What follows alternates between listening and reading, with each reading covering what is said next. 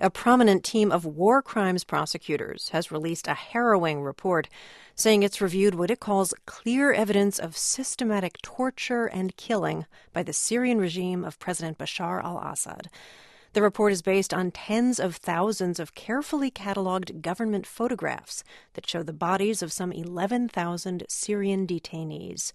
And we should warn listeners that some of the descriptions that follow are graphic and may be distressing. Most of the victims are young men. The corpses show signs of starvation, brutal beatings, strangulation. Some had no eyes. David Crane is one of the report's authors. He's former founding chief prosecutor for the Special Court for Sierra Leone, and he joins me now. Professor Crane, welcome to the program. Thank you. As you reviewed these photographs, tens of thousands of photographs, can you describe just a bit more of the injuries that you were seeing and your reaction?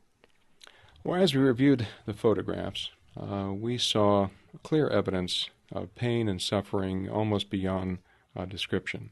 These 11,000 human beings were starved, beaten, tortured in ways that, frankly, are really not describable on this program, and then they were killed. And this was photograph after photograph after photograph, really indicating a systematic governmental approach to the destruction of all of these human beings in these 3 detention facilities that they came from. In the starvation that you're describing, the images that I've seen, and there were just a few of them, the bodies were skeletal.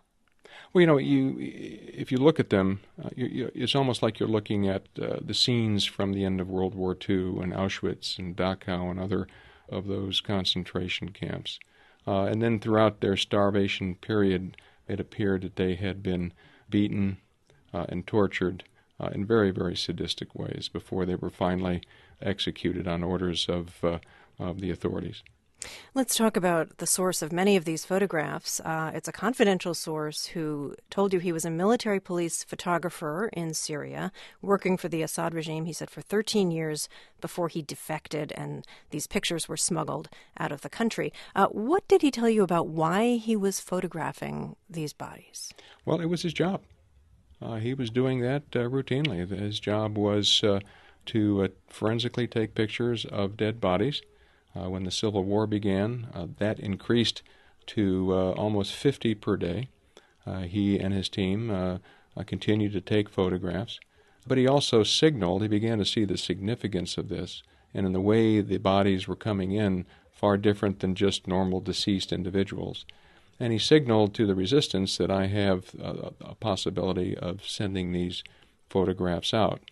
They contacted him. He was assigned essentially a case officer. He was, in some ways, an asset, and he agreed to make duplicate copies through a memory stick, all the photographs for a period of almost 2 years.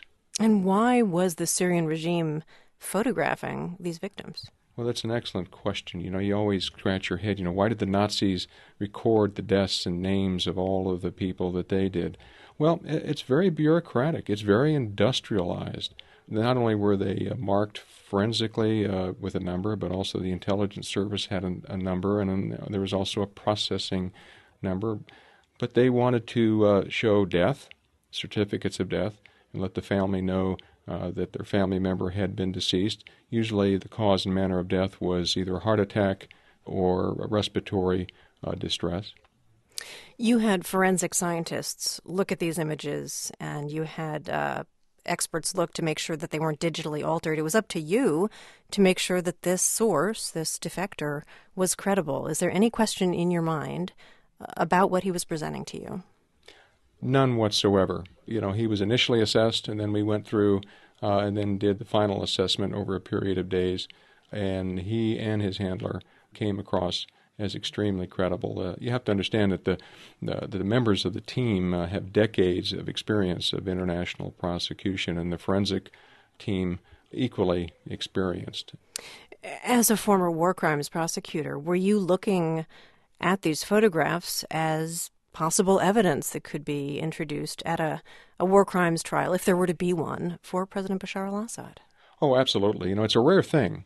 It's been since Nuremberg that we've had this quantified, specific, systematic documentation of the deaths of human beings.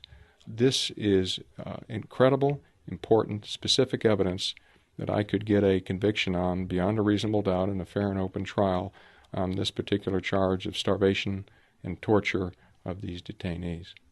Professor Crane, the report that you did was commissioned, as I understand it, by a London firm acting for the government of Qatar. Qatar supports and arms the Syrian rebels, is trying to bring down the Assad regime. Is that problematic for the credibility of your findings?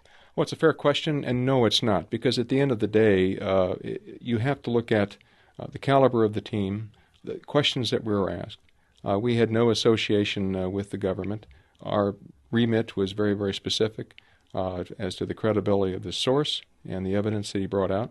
We did that without any kind of agenda, without any kind of specific understated conclusion. In fact, we would have not stood for it. Our reputations are intact on this report, and that we found and had no real association with the government of Qatar. We handed our report in to the London solicitors, Carter Rock, and what they chose to do with it was their decision. But we are confident in the forensic science as well as the legal conclusions that have been made related to this horror story. David Crane, thank you for talking with us today. My pleasure. Former war crimes prosecutor David Crane, part of the team that investigated photographs showing the deaths of thousands of detainees in Syria. Professor Crane teaches at the Syracuse University College of Law.